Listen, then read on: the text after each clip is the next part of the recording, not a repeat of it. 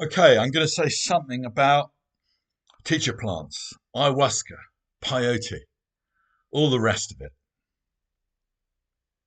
I do feel qualified to say something, even though it's not something I really do, um, because they were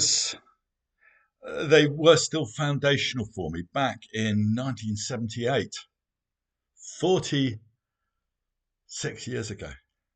I was 20, the tender age of 20, and I found, well, a group of us, we found thousands of magic mushrooms in the Mendip Hills in Somerset in the UK.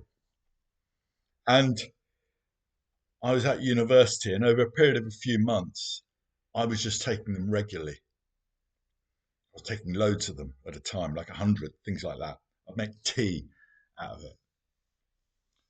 I'd dry them so they'd keep, and then I'd brew them up. And it had a profound effect on me. I didn't have any kind of guidance or anything like that. I was on my own, which is how it's felt most of my life. I've never ended up with a teacher that I've been able to stick with. It's not like there's people I remember fondly that I'll always look up to. It's like, no, it's like, yeah, I got taught stuff, but you know, somehow spirits put me on this path where I have to work it out myself. And that's not a bad thing. Um, and the good thing about teachers with big holes is that you develop a critical faculty. It helps you claim your power back. So thank you, teachers, for the big holes. Anyway, this the mushrooms. They're a teacher plant, I guess, in the modern parlance. Um, and what they did over a period of a few months is they put my metaphysical quest central. Yeah, they just deepened me. They opened me up. Whenever I'd taken them, I was just in this deep place. Probably the predominant experience was not pleasurable. There were times when it was like I was in the heavens. Yeah, it was beautiful. But quite a lot of the time, it was dark. There'd be this crashing depression around me. My father's face would appear to me in this sort of demonic form, like Adolf Hitler or something. And it was decades before I looked back and I realized, these so called bad trips, which I was always struggling to get away from, hopefully this won't be a bad trip. I need to get back to the good ones. Actually, what we call bad trips are maybe best seen as an initiation into the shadow. And it was a premature initiation into the shadow for me because I wasn't able to do anything with it. I was just sort of thrown by it. But even then, it deepened me. The shadow is a deep experience. Your demons are a deep experience. They're sitting there under the surface. And unconsciously, we live in a way to avoid that experience. We don't even know what we're doing it. We project them onto others, the bad guys, one way or another, spouses, politicians, parents, whoever it is we do it to, Christianity, priests, they all become the bad guys. Um, so I was initiated into this. And a year after all of that, I found myself getting involved with Buddhism. And in a way, I was swept into it. I had this metaphysical center to me now that was much stronger than I realized, and it just kind of swept me in. I thought my spirituality was going to be part time, but no, this has to be this has to be central. It's fundamental. You're going to be living it. So arguably, it was something that was going to happen anyway.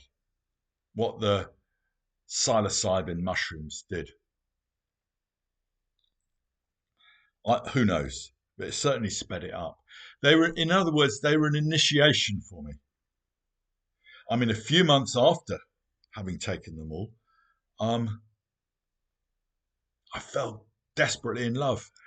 Yeah, I was completely consumed by it, and of course, it didn't work out, and of course, I was heartbroken and all the rest of it. But that followed hard on its heels another big initiation, because I think initiation is also a falling in love. This is why we need elders.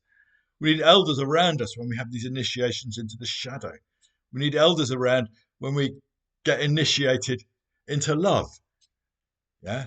Because that's a deep thing. And we get it wrong by thinking it's got something to do with the other person. We need hauling off it. I didn't have any of that sort of guidance. That's how it was. Yeah. I've had to spend many years sitting with it, working these things out. So, yeah, I think it opened me up to that as well. There was a kind of heart opening that came out of this initiation from the mushrooms. And it was like I was gifted them. I was shown them because whenever I've looked for them in subsequent decades, I've never really been able to find any. And people go, oh, it's easy. You love a dartboard, you can find them. Well, I can't. Wherever I go, you know, it's partly because I don't particularly want to. I'm not bothered either way. I think, well, that'd be a nice bit of fun, you know. I mean, I've taken LSD a few times in recent years, like once every year or two, just because I had access to it.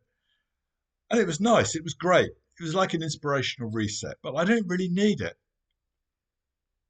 I've never really needed them since I had the initiation. That's the point I wanted to make. And I've always felt that about these plants is that, like, yes, they can be an initiation for us, but after that comes the work. And I was really glad when someone I was doing some astrology for told me that they'd been working with a teacher in the Amazon jungle. And they'd been doing ayahuasca with them in a proper kind of ceremonial way. And this teacher said, right, well, once you've done your ayahuasca sessions, however many that was, then the real work begins. Yeah? The ayahuasca is just a starting point. And I thought, good, that's what I've always instinctively felt. It's not a path in itself, it's an initiation. And occasionally we may return to it as a sort of reset. But it's not an ongoing path. Maybe it is for some. I'm not going to rule that out.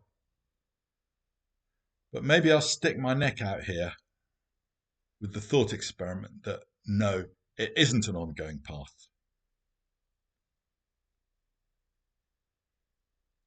I meet people who've done a lot of it. And there's a lovely gentleness about them that's genuine. But it feels one-sided to me. You need that warrior thing as well. Maybe these plants show us how to put the warrior in service.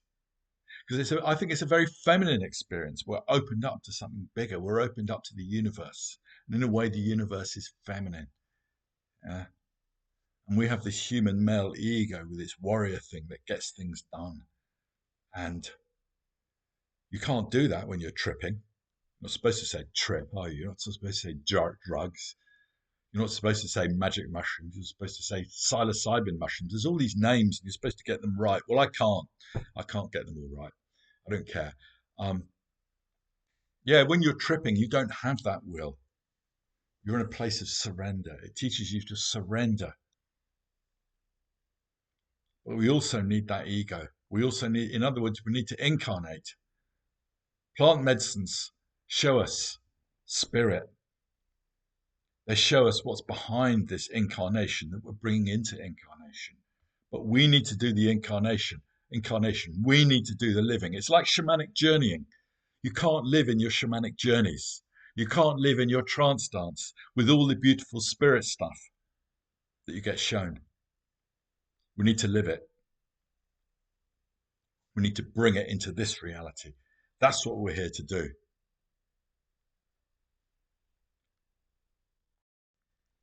So that's my basic point about these plant medicines is I think that they are a deep initiation in a number of ways. They open you up in all sorts of ways. Some people, if they have visionary experiences that they will never forget. It's like having a big dream or something. You need to keep that with you for the rest of your life and let it inform you. You've been shown something outside of this constructed reality that we live in. We get these glimpses sometimes, don't we? This reality is just a construction, a shocking construction. It goes incredibly deep. It's the Matrix. Yeah. And these plant medicines can show us something beyond that. It's like, oh, yeah. When we die, maybe that's what we return to. Another point, someone else came to me, and they had this teacher in the Amazon. They're doing the ayahuasca and all the rest of it, and there was a lot of discipline around it. And they've been doing it for some years, and it was this path. It was this whole path that took many years. And at a certain point, this person got the feeling, actually, I want to stop doing this now because I want to go back to Europe. And I want to do my artwork. I want to have family. And I want to have children.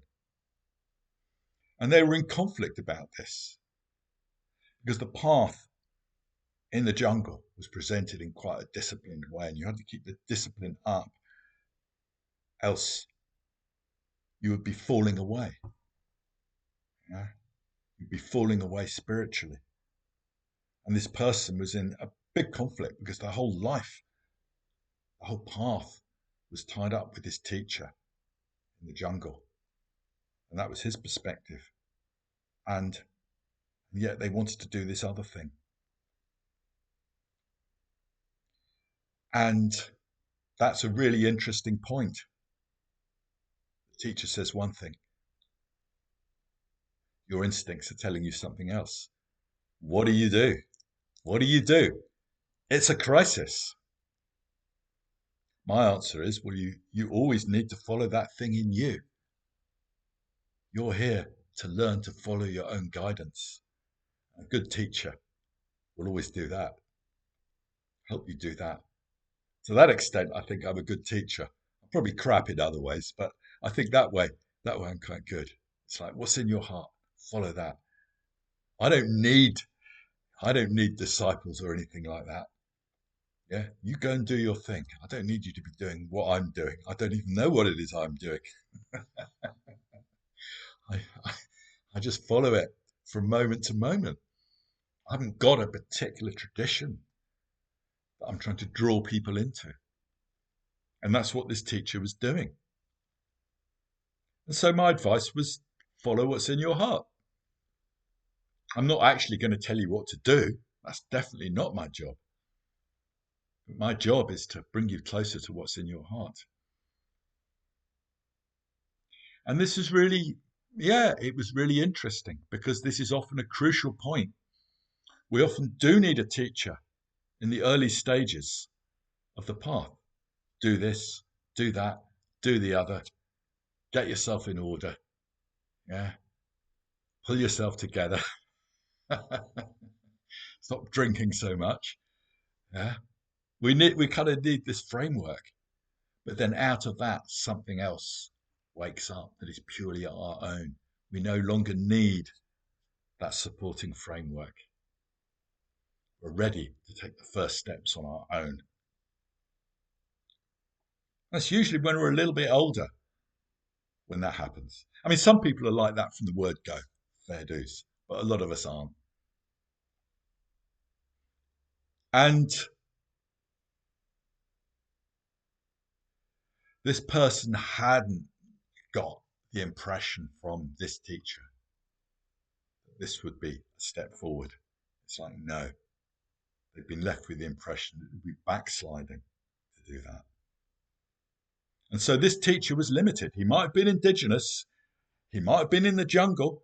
He's got this great ayahuasca stuff. He's probably got an incredible tradition to draw on.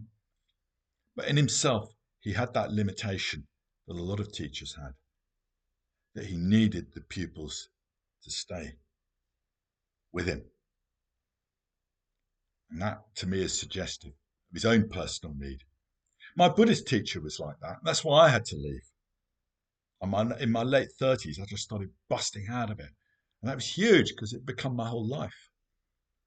But here's an example. I watched a seminar extract once in which someone asked him, could it ever be a positive move forward to leave the Buddhist order that you founded and move on to something else.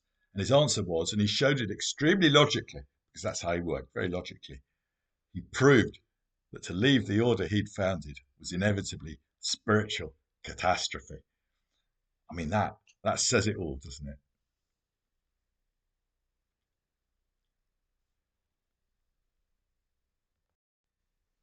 And maybe now wheeling back from teachers and their limitations. No, actually, I'll stay with it for a moment, because sometimes we need a teacher like that. Maybe we need to trust the teacher that we end up around, that we will get exactly the lessons we want. And those lessons can come out of their limitations. Their need to hold on to us provokes a crisis in which we learn to seize hold of courageously and trust that in us, which is taking us in another direction. And then, for the first time, we own our souls, or we begin to own our souls. And that's a wonderful thing. That's what we're here to do. So thank them for their limitations. And, okay, I'll do the wheeling back now. Wheeling back from the teachers to the plant medicines, it's the same principle. They help us to start with, exactly the same as the physical teachers help us. That's why they're called teacher plants. Yeah, but eventually you need to leave the teacher. So I've persuaded myself of that initial supposition I made, that they're not an ongoing path. And they're not, because they're a teacher plant. And eventually you need to leave the teacher. You thank them. You're grateful for them. But eventually they're a limitation. You need to step out on your own.